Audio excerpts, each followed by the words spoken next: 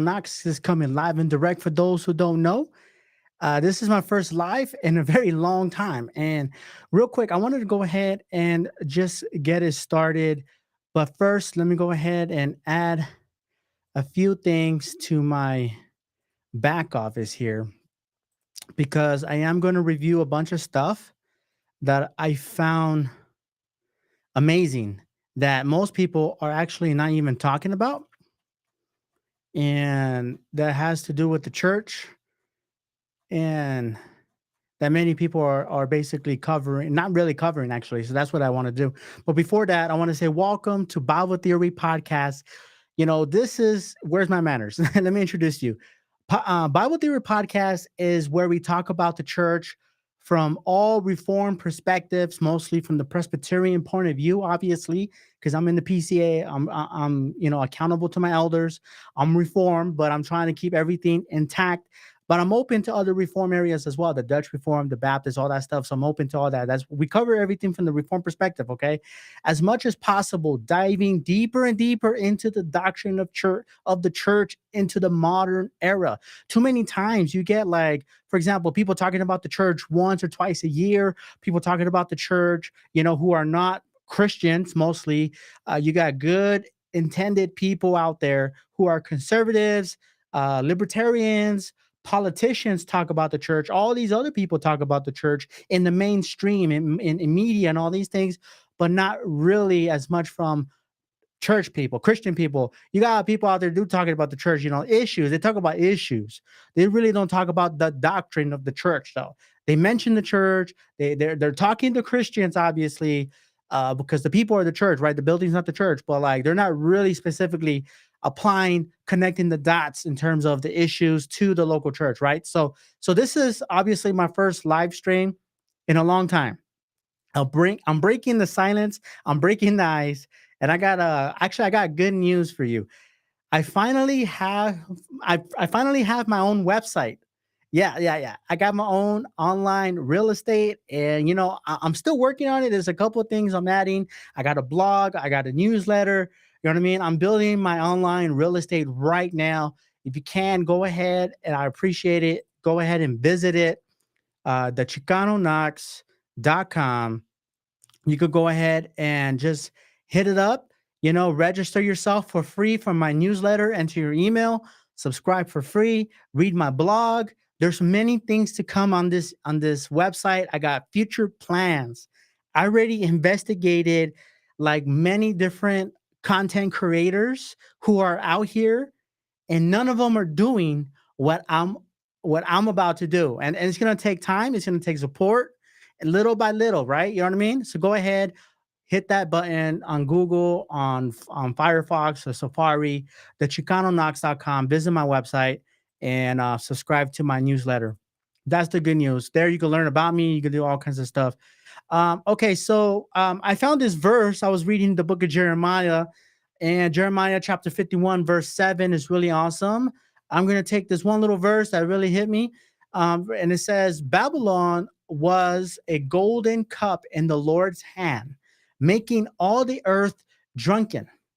The nations drank her wine, therefore the nations went mad. End quote. Talking about Babylon, how the Lord used Babylon to punish the people of Israel, God's people. And then, all of a sudden, Babylon becomes this entity that influences the world. And it compares it, uses poetry here. Jeremiah is saying that Babylon, becomes this powerful entity that has so much influence to nations, which is plural, other entities, other states in administrations from around the world, not just in Jeremiah's time, but into this day. And that's Jeremiah 51 7. I think this is echoing a little bit what the Apostle John was talking about in the book of Revelation. How he was saying, and her forehead was written a name of mystery, Babylon the Great, mother of prostitutes, and the earth and of earth's abominations. Mentions it gives that spiritual aspect of Babylon. In this reference, I don't think John is talking about Babylon as the physical entity, as the real Babylon, brick and mortar, you know what I mean, with the blue walls and all that fancy gardens and stuff like that. Because Babylon, in the time of the Apostle of John, was long and gone. In fact, it was the Roman Empire in that time that was like the ruler of the known world under the Apostle John. So obviously, he's not talking about the real um, geolocation of the nation and empire Babylon. He's talking about the spirituality that continues to influence the world even in the day of the Apostle John.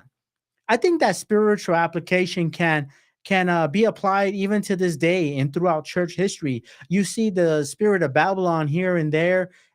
Sometimes is more evident than other times, and I think what we're seeing is evidences that the world is drinking that Babylonian wine. You know what I mean? And is getting drunk, and not only drunk spiritually, but like losing its mind mentally.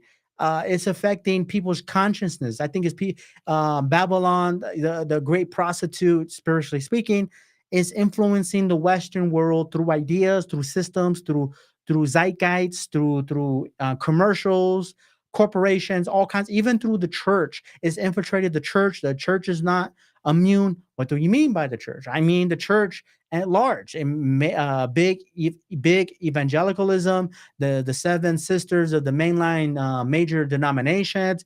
They're all influenced somewhat, more or less, by Babylon, the great prostitute, the mother of all prostitutes, spiritually speaking, making everybody around us mad. Back in the 1800s and 19th century, should I say, um, you go visit the insane asylum in England. People call it the madhouse. Nowadays, we lost the word mad because we think mad as an upset. The words, sometimes words change, right? So back in the 1800s, in the 19th century, the word mad had a real medical connotation to it, meaning you're insane, like you're mad. You know what I mean? So now when you say mad, people think of mad TV. People think you're mad, like you're upset, emotionally irritated, mad, right? So that's not what Jeremiah is saying. Mad, like you're upset. Mad, as in the medical 19th century understanding of you're insane. Our world is going insane. In the membrane. That used to be one of my favorite songs, anyways. Hashtag Cypress Hill. Anyways, I kind of hate to start off like this, starting off with the rawness, but I have to. Western society is going mad, insane in the membrane. And this has to be said from a Christian perspective. I know many people talk about this. You got people on YouTube who are secular people, good people. You got podcasters who are giant conservative podcasters talking about the culture every single day, making millions of dollars, creating their own cultures and their own everything. And they have the freedom, they have the right to do it, and all these things. But sometimes it's not the same thing. It's not the same cup of tea as the reform tradition says it. It's not the right cup of pint brew that we're used to in Christian world and the Christian circles. You know what I mean? And there's differences, and there's madness in there too. And I will show you some of that they're drinking from the same cup of Babylon. And you must be dumb, or you must be blind to not see it. Or maybe you're rooting for it, right? So there's only three things. There's only three ways you can see it. And I don't. I do have a point to make. That's why basically I want to make this as clear as possible. I want to lay it out there for your conscience, but at the same time, I want to be conscientious about the situation. You know what I mean? The doctrine of the church is deep and wide. You know what I mean? And it's vast. It's like a gold mine. You know what I mean? Sometimes it hurts me when you read theology. The doctrine of the church is so far behind in those theology books, and I'm like, man, the doctrine of the church is it's like a great station in France. It takes you anywhere. It's busy. It's connected to the heartbeat of everything. It's not the end all be all. It's not the greatest doctrine of all, but man, it's connected to everything. And the more you look at it, the more you will see, man, this goes back to the church. You know what I mean? There's a lot of applications here. So, anyways, I want to be conscientious about this topic. I don't want to come off to sound like a sensationalist. I don't want to sound like a crazy, dispensationalist or whatever. But one of the root problems, I, you know, about this situation, if you just step back and look at the world around us, and you say, what is the root problem here? Well, there's many root problems. People will say it was sin. Original sin is causing this. Yes, that's a one size fits all. Everybody's a sinner, right? But I think it's a symptom of bad theology. People don't think about that. It's a bad theology. And in one of my interviews with Pastor Ryan Denton from Texas, we were talking about evangelism, and he brought up a very interesting point to me. And he was saying, you know what, Jesse, there's a lot of pragmatism and evangelism, a lot of bad practices in evangelism. You know what I mean? People giving out free hugs, all these things, giving out suckers, but there's no gospel. And even in the so-called reform, conservative circles, people passing out like gospel tracts that look like money is still switching bait. It's still pragmatic a little bit. Just give them the gospel, yo. Like if they're rejected, they're rejected. Don't. You don't have to peer. You don't have to dress up the gospel, put on makeup, all that to make it look pretty and attractive. Nah, man, just give him the God. And he made that great point. And he said all these bad practices and evangelism comes from bad theology. And I was like, dude, that like obviously that's like a no-brainer. It hit me. You know what I mean? But like, how true is that, right? Like bad practices in not just in evangelism, but bad practices in the church in relationship to the state, in church relationship to his local government, bad practices, bad theology, bad practices. And what does the church should do when your government comes out and says, do this? Should we automatically do that? I think there's many things that the government says that could be right, that has been right, benefited the church, that protected the church. I think there's a lot of that, and I don't want to discredit, all the good things that the government has done for the local body of Christ. But let me give you one example. I know there's probably like 1,000 examples, but let me go ahead and give you one example of in California. There was a legislation passed, not passed, but there's a legislation, Senate Bill number 145. Okay, I read the bill. It's not that long. It's only a few pages, and basically, it's a bill reducing penalties for oral, anal sex, and other acts with children. Okay. And I know everybody's talking about the sound of freedom and child sex trafficking and like all kinds of stuff, right? That's like one of the hot topics in our day, right? Because of that movie Sound of Freedom. But ever since that movie came out, had major success and brought this issue to the forefront. Now it's like you see it everywhere. You see the Senate bills being passed up all of a sudden, and there always have been Senate bills like this in many other states. I found out it's becoming more obvious. You know what I mean? It's like you're cruising down the freeway, and then you see a yellow Beetle or like a car. You know what I mean? And you're like, huh. And then all of a sudden, like the next day and the next day and the next day, you're seeing that car everywhere.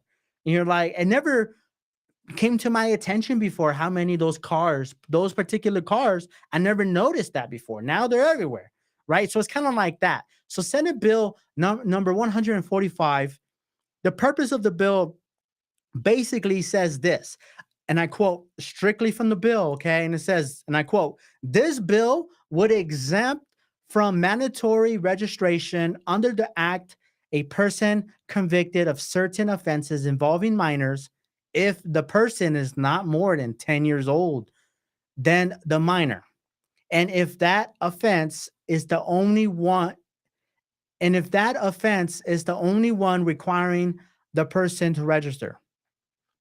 I know that sounds like a bunch of legal jargon because it is. But once you start breaking it down, this bill is kind of crazy. Like, let's do the criminal math here, okay? Let's go ahead and do the criminal math. So let's say you have a 10-year-old girl, minor, and then you have a predator who's 17 years old. Let's just say this predator, 17 years old, is a girl, 17-year-old. That is 7 years apart, yo. Right? So, still under this bill, it's basically putting heavy emphasis on the registration part because you got to be tracked. The state wants to be, that's good, right? Right? That's the emphasis here. It says you still need the 17-year-old girl who basically molested the 10-year-old girl in this example. She needs to be registered as a sex offender, and then possible is quite possible, depending on the nature of the crime, that this 17-year-old girl would either get a misdemeanor or a felony, depending on the nature of the crime. That's basically what would happen here. Let me give you another example. Let's say the minor is 14 years old. Let's just say he's a boy. And the predator in this case is 23 years old and he's a man.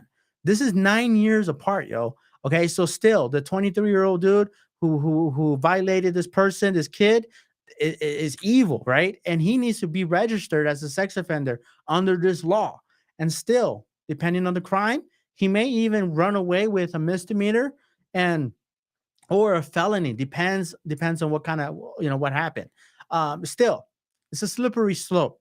This law in California is a slippery slope because they're messing around with the time frame here of the sex offender. When you read the bill, it gives you only 10, 20, or maybe lifetime sentences for sex offender registration. Registration, not conviction. Registration, because conviction falls under another category, which we'll get to. So, registration is the huge emphasis with this bill, that if you're a predator and you fall under one of these criminal acts in California, this bill says, okay, depending on the nature of the crime, you get 10 years registration, meaning anywhere in California in 10 years, you're a sex offender. When you're done with your 10 years, you're free to go, man. Maybe it's 20 years. Sometimes it's life. So they put a heavy emphasis on those things. To be fair, this law, the Senate Bill 145, falls under already existing laws of certain statutory rape laws in California, because California has a stack of statutory rape cases. And it's crazy because when you look at when you're like, wait, what in the world is statutory rape? What is that? Okay, well, I looked it up in a lawyer dictionary. It's basically an act of sexual intercourse with the person under the age of consent, which is 18. So that's the proper definition in California. So in theory, those are the laws, right? It's about statutory rape. But in theory, this new bill or this bill would basically put many minors in danger in California.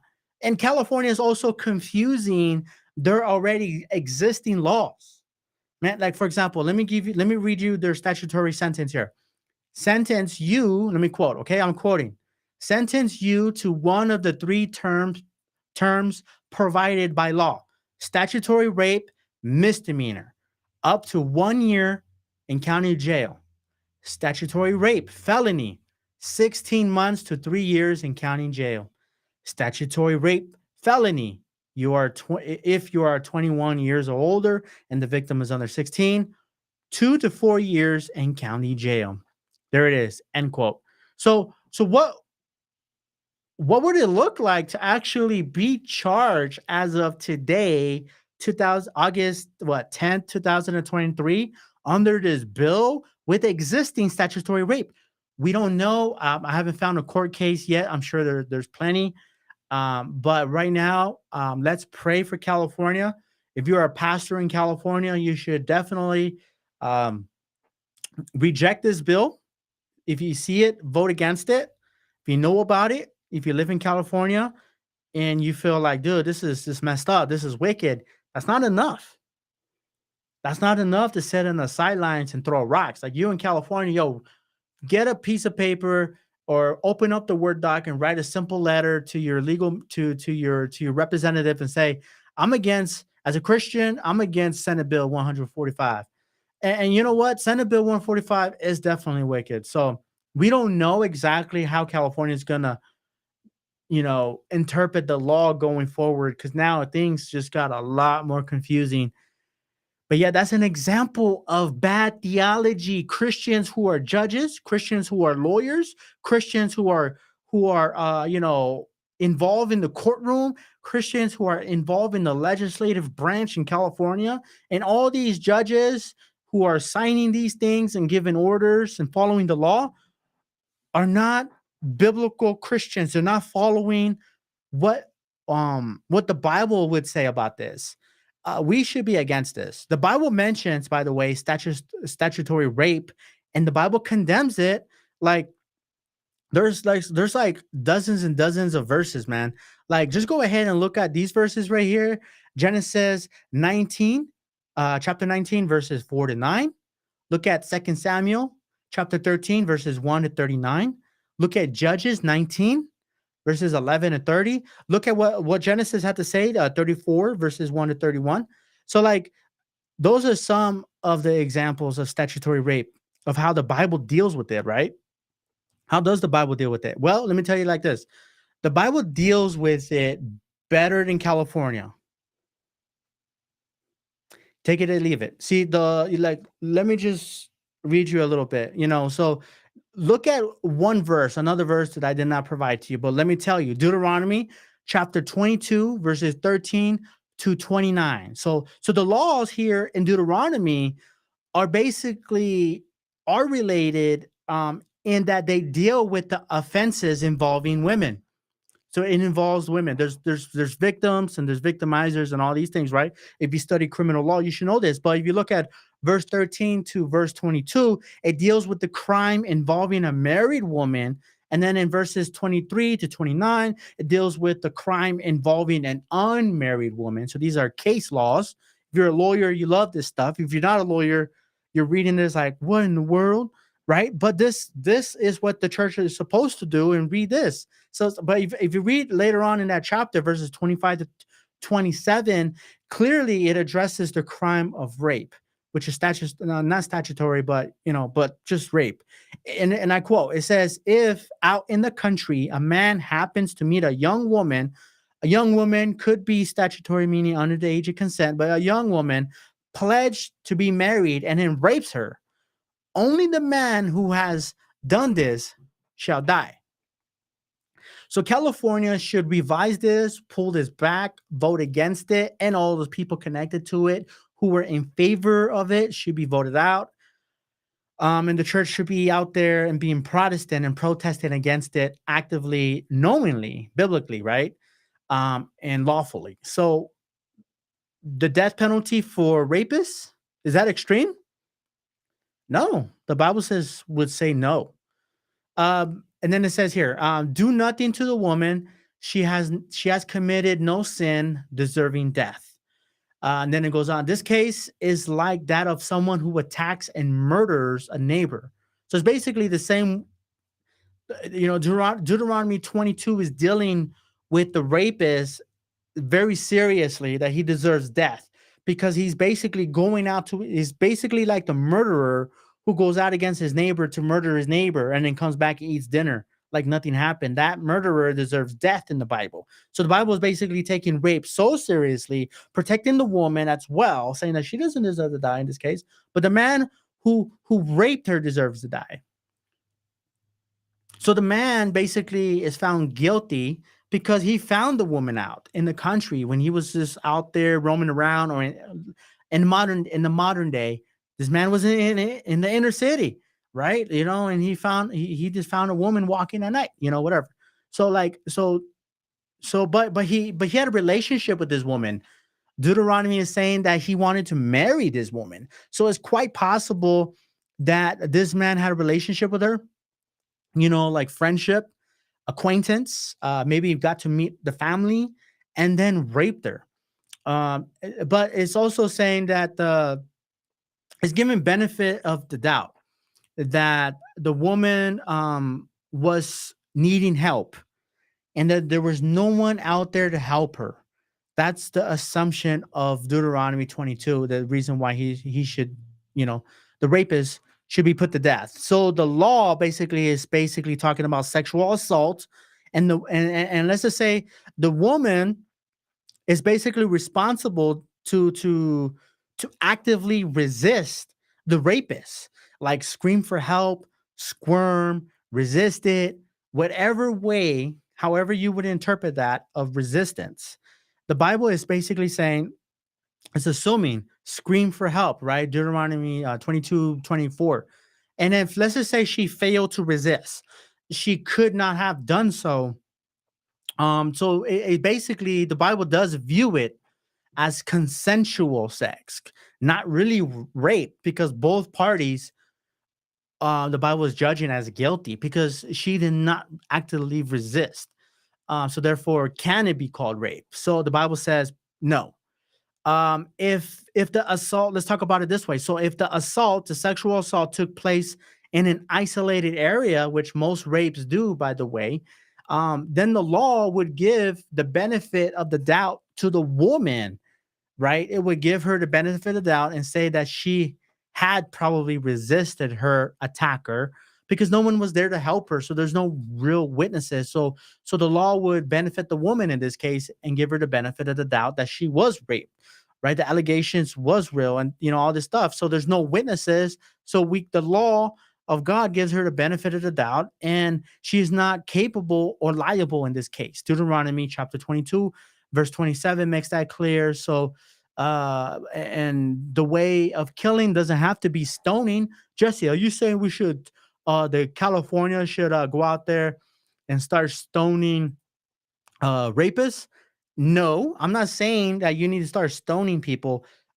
Anybody could stone people. No. So like it would be death by lethal injection or hanging. Just make it humane, right? So it doesn't have to be stoning. Just because the Bible says stoning doesn't mean we have to like do every single thing.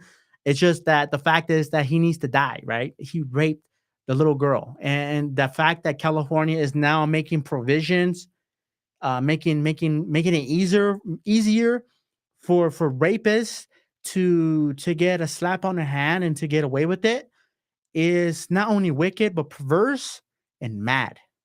So, in short, California is a wicked state, like one of my friends told me. Yes, those leaders will be judged by God unless they repent of their sins and be accountable to a local church and confess their sins and tell the church, I'm a lawyer and I defended every single case in California. That lawyer needs to repent. Those judges need to repent. Those police officers need to repent of this. They should not be protecting this law. They should be against this law. They should have strikes, right? I don't know. But the church should be against this. After church, after the Lord's Day and all this stuff, maybe the church should call a meeting and educate people about this. Not during church service. Don't do that. Don't replace the church service, whatever, with this. That's not what I'm saying. I'm not saying, convert your churches to be activists, but just educate people, man. There's nothing against this in the Bible to educate people about your wicked government. All right. So that is that. So before we move on, let's go ahead and take like a 30-second break, and I'll be right back.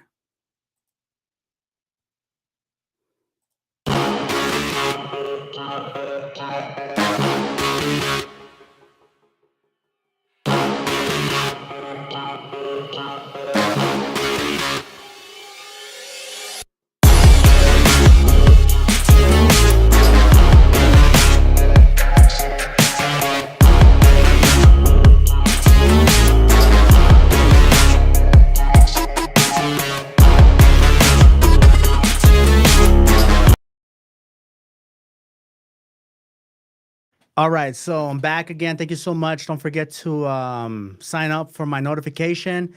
Not my notification, but my newsletter, the chicanonox.com. It's a new website. I'm still building it, but my blog is there. I'm writing about a lot of these issues. I'm going to, someone biblical and someone who is not theonomic, like, someone who's not federal visionist and or a crazy dispensationalist should actually address some of these things. And that's actually some of my intentions. That's not my primary goals to talk about these things, but it's going to be my intention to address some of these things. So, okay, moving forward, we're going to be talking about one of the things that upset many people on the Twitter space and Facebook universe and basically the world was this talk show host dude named Dennis Prager. Dennis Prager is a millionaire. He has millions of followers. He has massive influence. He's a brilliant man. He's a very articulate man. He knows how to speak. He knows how to talk. He is a Jewish person, meaning like I'm not sure if he's a Jewish background, but like he's not a Christian. He's not a Roman Catholic. I think he's some type of like Judaism or whatever. I'm gonna play you a clip, okay, of what he said, and we're gonna go ahead and break it down from a reform perspective as quickly as possible. Let's go ahead and play that. I'm less interested in the interior person, morally speaking, than you are. And probably any of you are. And it's largely, I do believe, because I come from a behaviorist, law-based religion. We care how you act. That's why we don't have a claim that if you look at another woman with lust, it's as if you've committed adultery with her. Looking with lust is not a sin in Judaism. What's the stance on pornography? I always ask if a wife calls me and says, my husband looks at pornography, I found on his computer, I have one question. How is your life of intimacy with your husband? Is it good? In other words, is the pornography in lieu of you or in addition to you? Mm-hmm. And I know this is not a religious answer, and mm-hmm. I'm not even giving a religious answer. I'm giving mm-hmm. what I think is a moral and realistic answer. Men want variety. And if adultery is a substitute for, if pornography is a substitute for one's wife, it's awful. If it's a substitute for adultery, it's not awful. Right, to take. It takes action. It's to take. Yeah. It's not, there's no ban in the 613 laws of the Torah on lusting.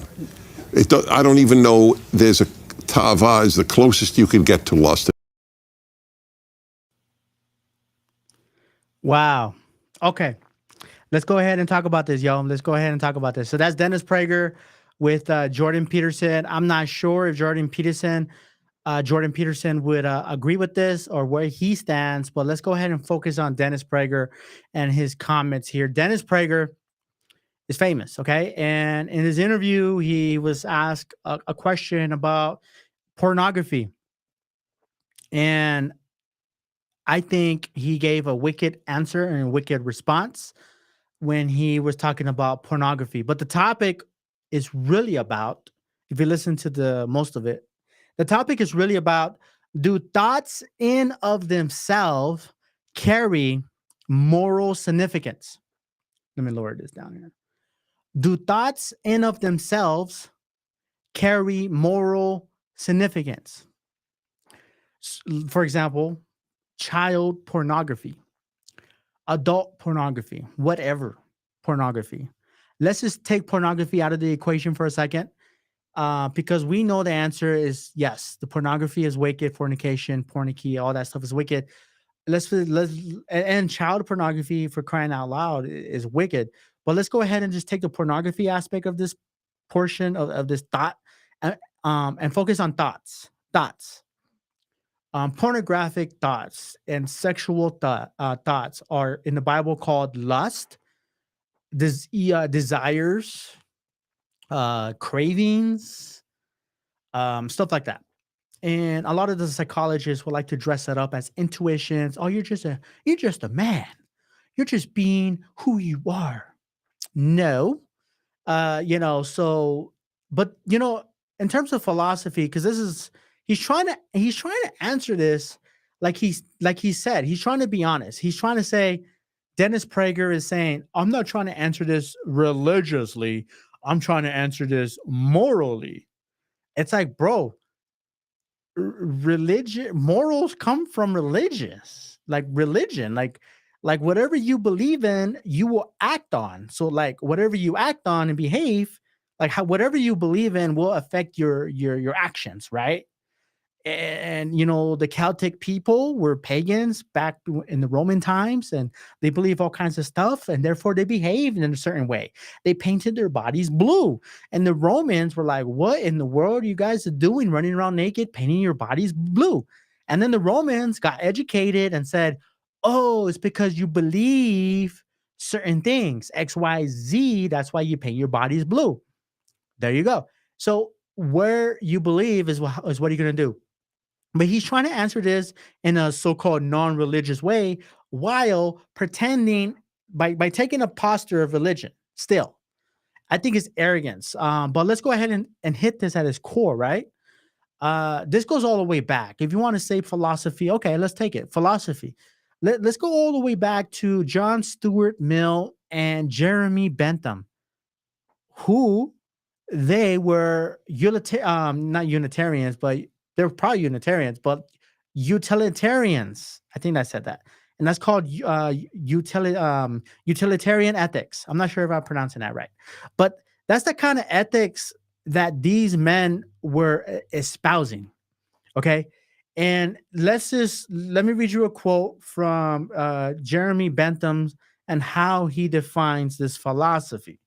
And he says, and I quote, that property in any object whereby it tends to produce benefit, advantage, pleasure, good, happiness, or to prevent the happening of mischief, pain, evil, or the unhappiness to the party whose interest is considered, end quote. Isn't that like the exact same thing that Dennis Prager is saying? So, like, in other words, what is good for you is good for you as long as it doesn't hurt yourself, or it doesn't hurt your neighbor, or it doesn't hurt anybody else. Like, dude, that is secular psychology at its finest. That is a symptom of bad theology. And, I would like to tell Dennis Prager, like, a lot of things. I'm sure he's smarter than me, and he probably knows the Old Testament probably better than me because he's in Judaism. But I know the gospel. He doesn't. He doesn't. He could say, "Oh yeah, I read the Gospels." That's not what I mean. Like, I would tell him that there's one major problem with his philosophy that is basically the same as Jeremy Bentham's. God cares about what you think, bro. And God is a holy God. I'm pretty sure it says that in the Torah. And if God is a holy God, then God hates evil thoughts. That's it. And you don't do evil, if you like think evil thoughts, doesn't really mean you're evil. That argument kind of falls apart kind of quickly when you start thinking about God's holiness and how that implies implies to you, implies to the human, how we're evil. The more we learn about God's holiness, the more you should realize, I'm evil, I'm wicked, I'm fallen, I'm nothing compared to God, right? In terms of quality and quantity. Like, look what Jesus says. He even quotes Jesus without saying the word Jesus. And he says, but look what Jesus says here, from within, out of the heart of man, come evil thoughts. What do you think about that? And then Jesus goes on and he says, everyone who looks at a woman lustfully has already committed adultery with her in his heart. What do you think Jesus is like getting this morality from? This ethics? He's getting it from the Torah, bro. Jesus is a rabbi. He's a Jewish dude. So don't like think that Jesus is like this Christian idea or Christian God that only applies to Christians, not really the Jews. No, Jesus was a Jew. He was the king of the Jews. His philosophy was rooted in God's holiness, right? He went to Sabbath. He kept the Sabbath. He is the Sabbath, yo. And Jesus cares about what you think so much so, just like him and the Father are one. He's basically saying God cares about what you think about your sister next to you at church, about what you think about your other women, or women out there thinking about other women, or women out there thinking about other men, whatever. So God cares about what you think. So all these philosophies of saying, if you think evil, doesn't mean you're evil. Like, That's just like intrusive thoughts, invasive thoughts. Like those are just bad thoughts that you had because you had a bad day. No, that's what psychologists and counselors would like to tell you, maybe a school teacher. But no, God cares about what we think. And like our insides, our inner thoughts, our inner man is what God really cares about too, not just the outward stuff. He cares about the inward stuff. So morality, that is, he basically answered the question from a moral position, philosophically, according to John Bentham, I think, but is a very bad position.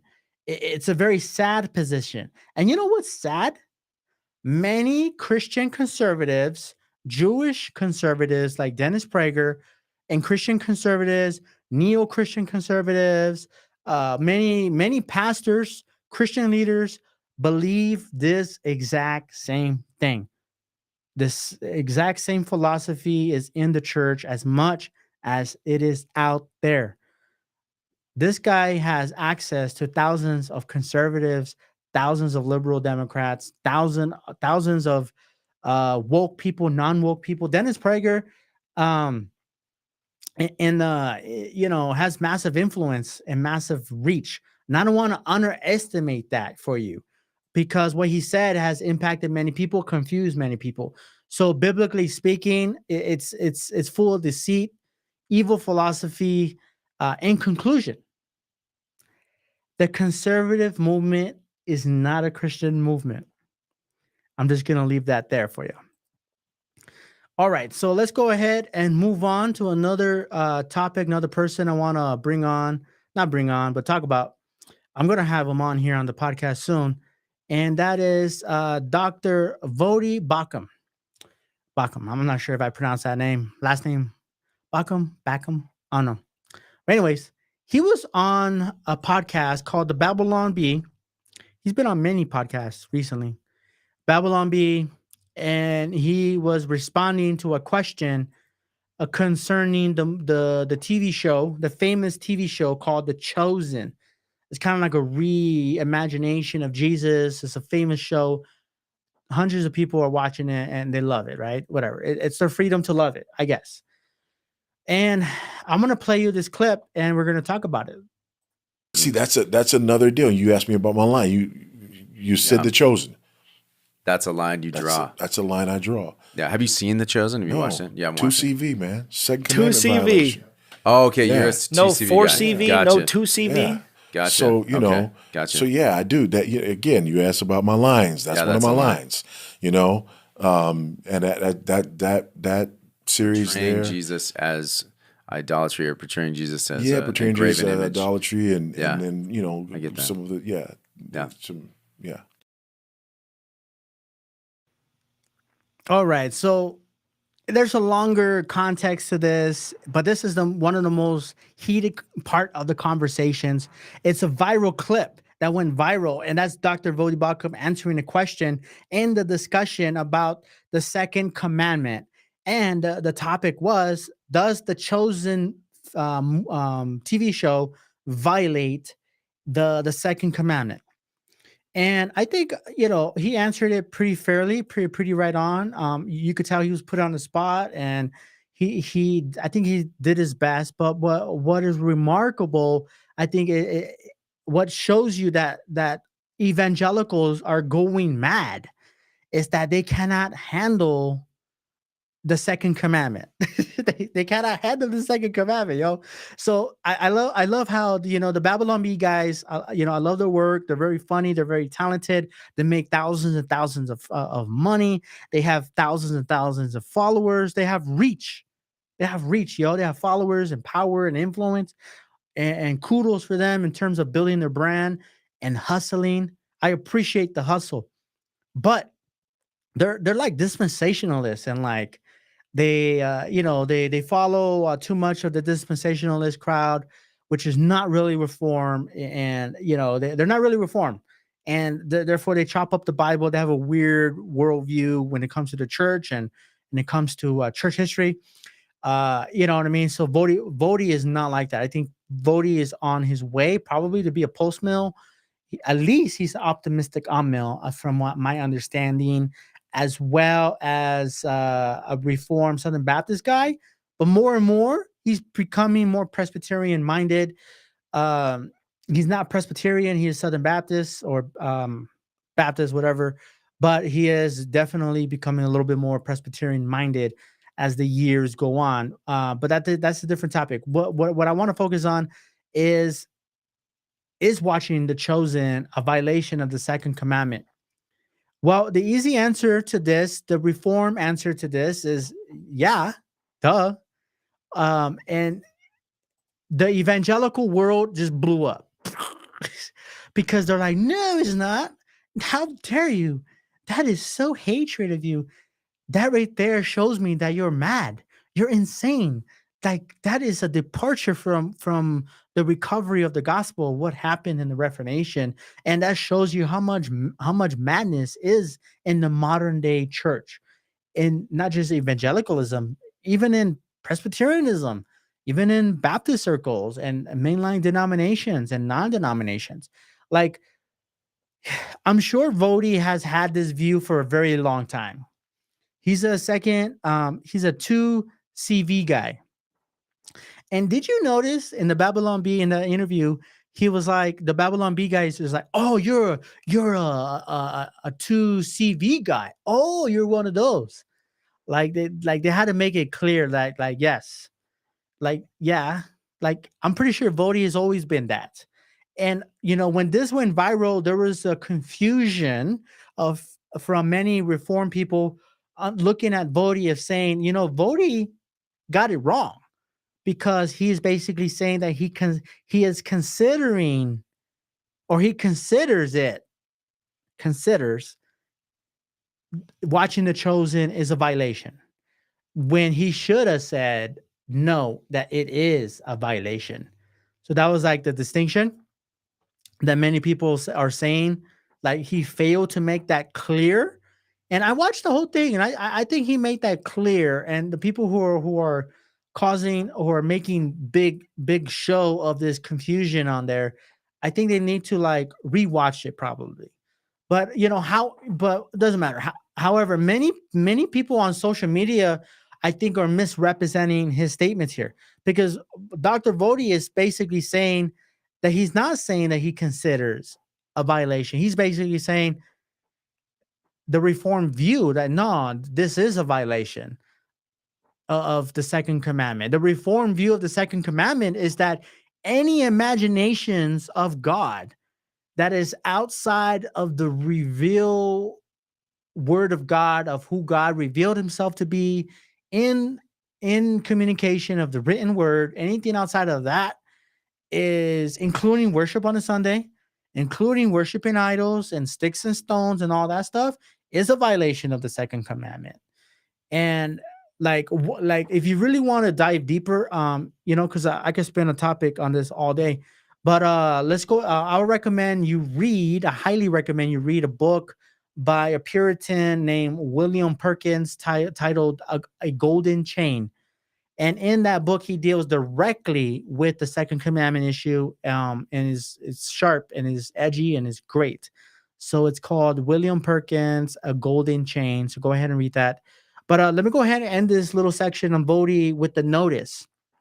Did you notice that the Young, Reform, and Restless movement was a failure and is a failure for the most part? Like, I'm very thankful about the Young, Reform, and Restless.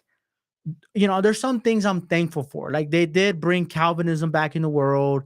They revive a little bit of awareness. They brought back an awareness of the Reformed faith and Reformation, the 5 solas, and the high authority on the Word of God. There's a couple aspects here and there that I find appreciation for.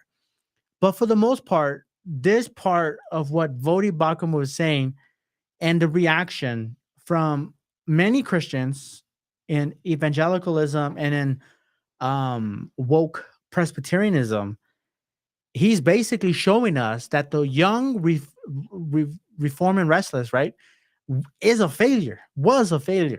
And that's a movement that goes back to 2006, 2009 era.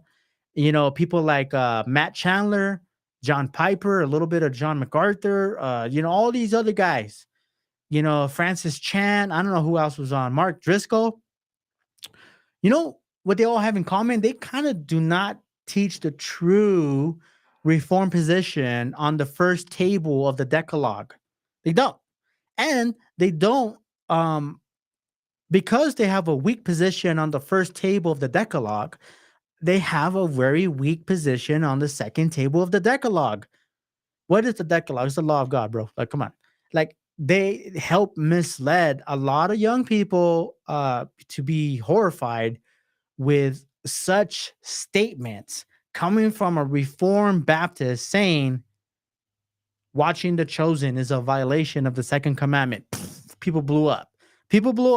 And that's evidence that the young restless and reform movement was a failure when it came to the law of God. It was a failure when it came to the Decalogue and the Old Testament. It's just a simple failure. And I am very appreciating that I caught that here in this interview with the Babylon Bee. But before we move on to our last section, let's go ahead and take a 30-second break.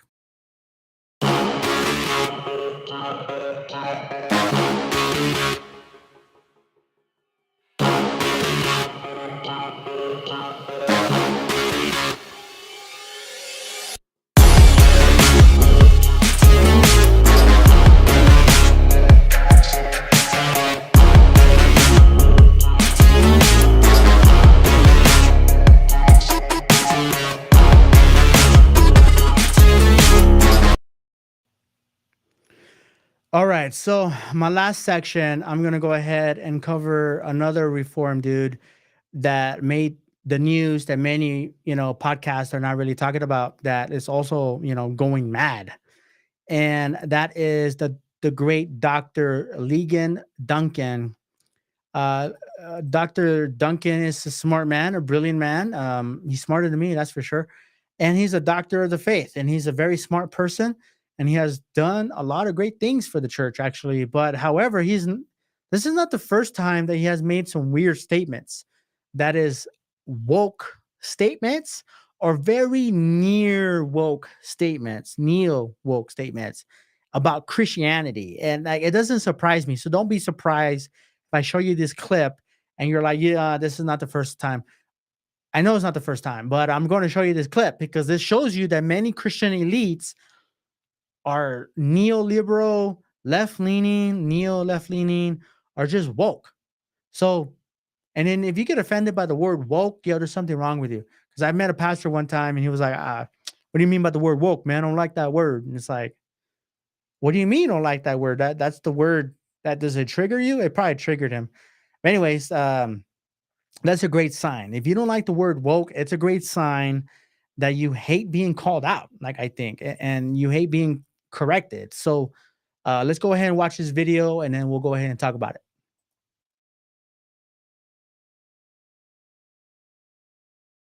There are going to be more Hispanic people than there are people like me in the United States in just a decade or a decade and a half. And then 20 years beyond that, anybody know what the largest ethnic group is going to be in the United States?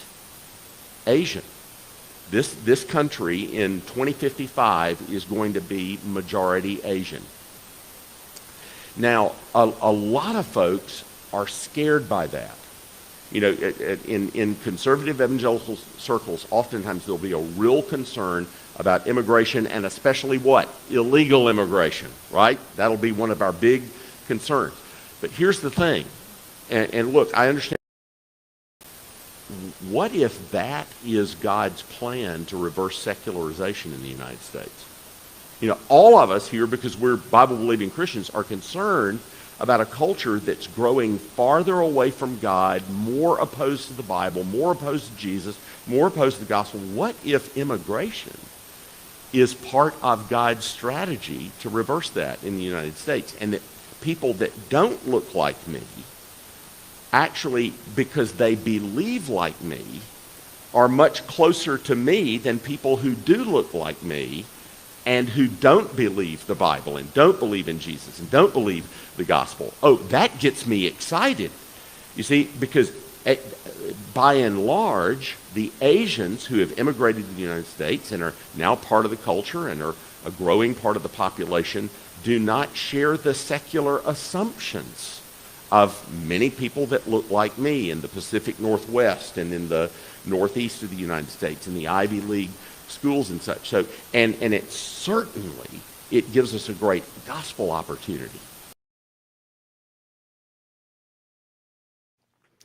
All right, so he said a lot of things there, and there's only a couple of things I want to address here. So he's basically talking about demographics. Demographics is a real science.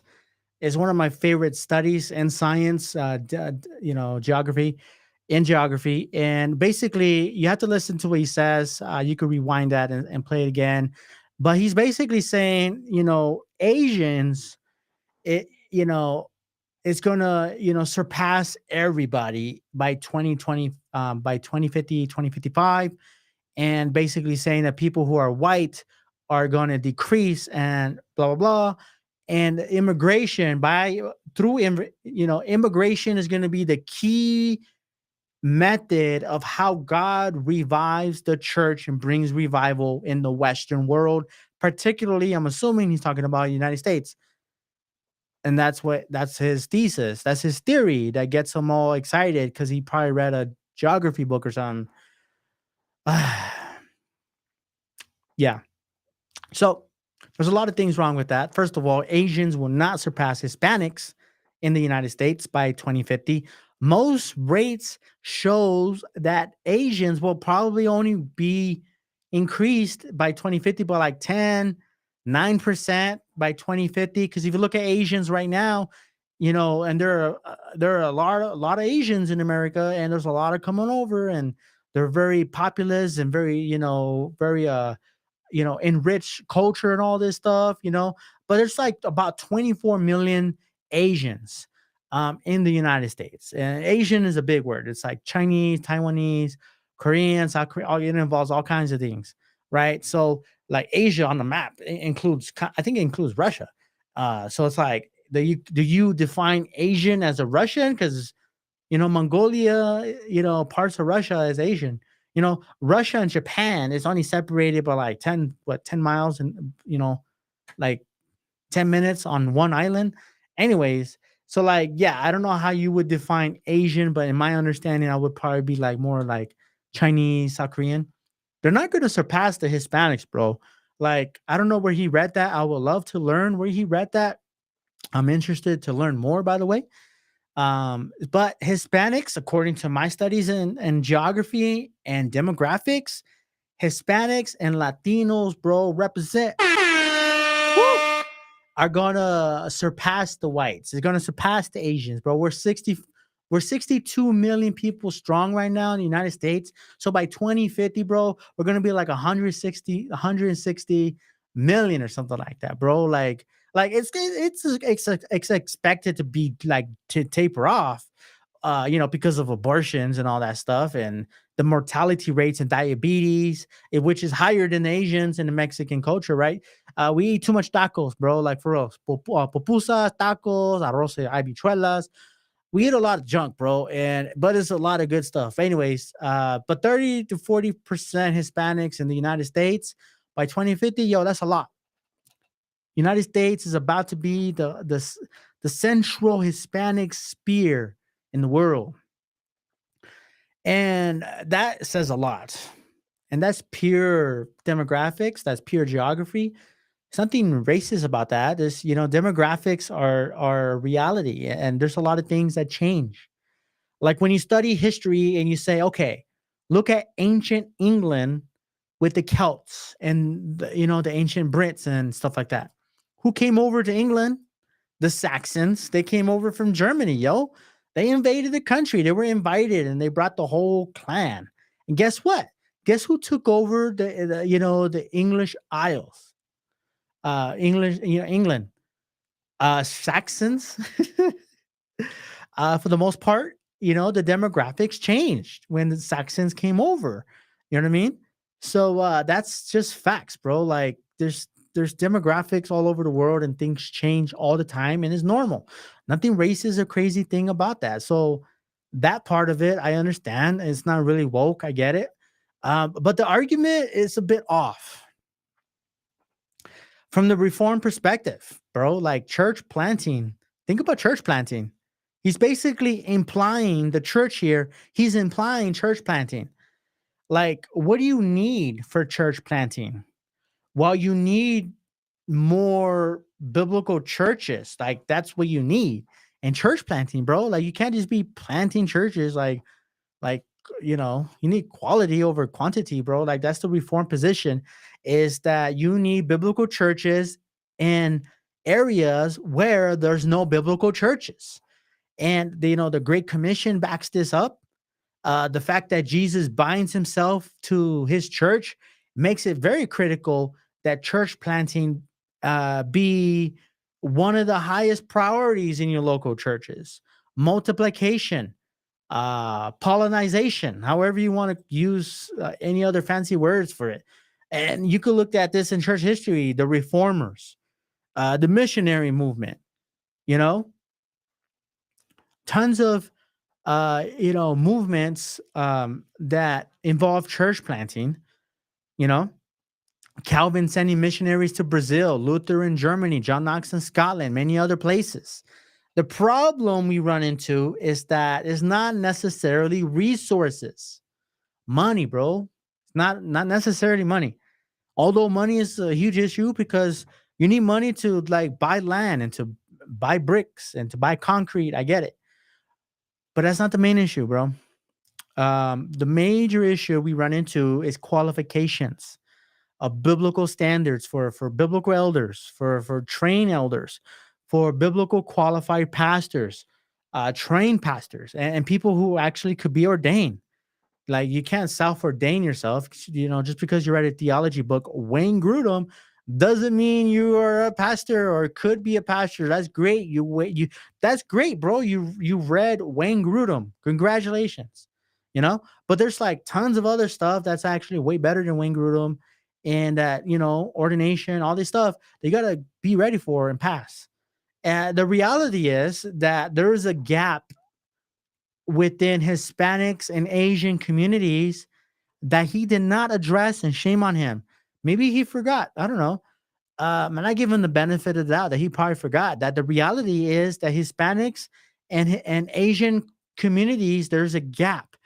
And in Presbyterianism and in all denominations, and thankfully, the PCA and others are tackling this. You know what I mean? But it's a big gap, and the issues here is that there's not many qualified Hispanics to lead Hispanic churches. There's not many qualified Asian elders, qualified trained Asian pastors to lead the Asian community and plant churches in little Chinatown, or wherever the Asians are highly populated in the United States, whether it be Seattle or San Francisco or Phoenix or whatever. There's a lack, right? There's a gap in there, right? So I'm surprised that he didn't use this opportunity. Dr. Ligon did not use this opportunity to talk about the real issue is not demographics. Oh, the white community is collapsing and the Hispanics and Asians are going to be the best and the biggest. No, that's sort of the flashy items the sensationalists like to talk about. No, the real issue is that the reality is there's almost no biblical qualified Hispanics in these communities. There's almost no biblical churches in these communities. They're all Pentecostals. They're all crazy Baptist dispensationalists. And yes, the Asians are atheists too, bro. The Asians fall into secularism and materialism, bro. So like, for example, India has Bollywood. They copy everything from Hollywood. It's called materialism. Like, we are the greatest exporters of materialistic ideologies, and we Americans export that pretty much on the daily. If you ask me, what is the greatest American export? Is it oil? Is it gas? Is it the dollar? Is it petroleum? Is it soybeans? Is it wheat or barley? I would say it is materialism, bro. Like we promoted, like, yo, everybody bought a ticket to the Avengers. Yo, everybody bought a ticket to, like, you know what I mean? I don't know, like Top Gun, John Wick, and like all, LeBron James shoes is being sold in China too, bro. Like shoot, them people, the Chinese people love the NBA. I don't know, man. Ligon Duncan is not well rounded. I get it in demographics and geography. But the other issue is that he's not really promoting racism. He's not saying, let's stop, caring for the white people. He's never said that. He's not implying that. He's just basically saying the whites are not as populated anymore. What is true, bro? The whites are not as populated. White women have less babies than Hispanic ladies. Like, look it up. And the Asians, because they live in the United States, they tend to have more babies in the United States because they're free. Yo, they're free. They're free. Drop your comments here. I'll go ahead and get to them. When people come to America, they're free to have babies. But many churches are addressing this, obviously, in terms of addressing the gap, right? Because it's true, white churches that are not addressing the demographic change is just simply mad. You're a mad church if you're not addressing the inevitable demographical change that is happening in the United States. Okay.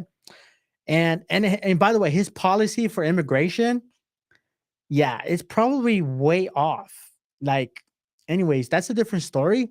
But no, I don't think God is going to use, like, can God use immigration to revive his American church? Probably, but like, I wouldn't bank on it. Like, theologically, God uses his word. Like the Reformation comes from preaching the word, bro, giving the gospel, preaching the word with no gimmicks, not dressing it up, making it look pretty, be a seeker sensitive to these immigrants. It says inviting these immigrants. Sure, you're cool to come into our church. Let me give you the gospel. If you don't understand English, let me bring a homie that speaks Spanish to you. You don't speak Spanish? Let me bring a homie from like who speaks Korean or Chinese or whatever. So you can understand the gospel and understand what we about. You know what I mean? This is who we are. You want to become a member here? Yo, there's a lot of, you can't just become a member on the first day here, right? There's a lot of things that you got to understand before you do that. So, but can God use a stranger to revive his American church? Absolutely. Absolutely. I'm not going to put God in the box and say, nah.